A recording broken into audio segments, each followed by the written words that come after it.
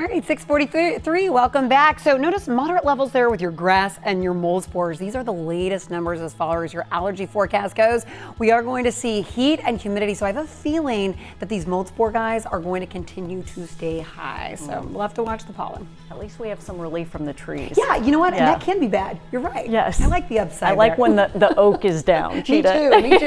The old itchy eyes. Thanks, Cheetah. All right. Right now, pollen is not the only thing we need to worry about, unfortunately. We are also under a heat advisory, as Cheetah's been mentioning this morning. And we can expect a lot of those this summer. So Cheetah met up with the garden girls to get some tips on how to keep your plants alive this hot summer. Ah, summer, everyone's favorite time. Well, except for your flowers in this heat. We're going to water 25 to 30 minutes per day in the early morning. We actually want the leaves and stems to absorb the water before the heat of the day. The next thing we're going to do is we're going to deadhead. So anytime we see spent blooms, we're just going to clip those off. You can even just pinch them right off.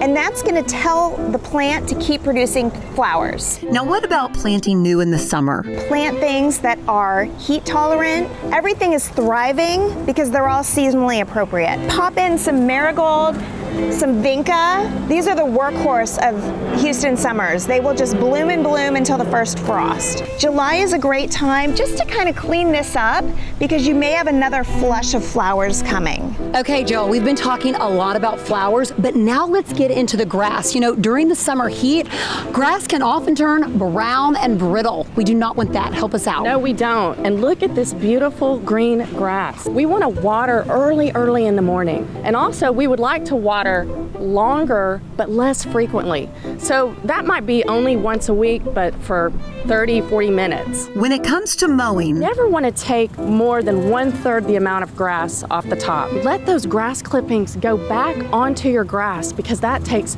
nitrogen back into your grass and keeps it green. We love using compost any time of the year, even in the summer heat. You can sprinkle this on top and it does wonders for your grass.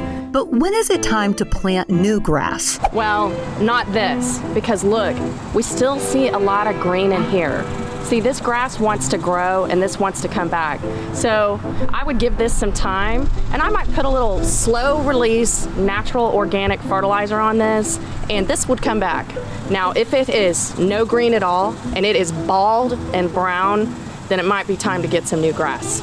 When it comes to your yard thriving in the heat, the garden girls say, remember KISS. We're going to keep it summer simple.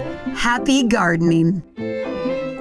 Aren't those great tips? Yes. You know, and especially from the drought last summer, then the freeze. Even though we have had above average rainfall this year, sometimes it's just too late. We've been through so many different harsh weather scenarios. So those are good tips. And there was a lot of information. It's going to be on our website if you missed some of that. Yeah, and the garden girls, they have so much information. They post a lot of stuff on Instagram. like speed dial. Dude, I'm watering some of my stuff every day in this heat. Nice. All right. Okay, so the time is now 6:00.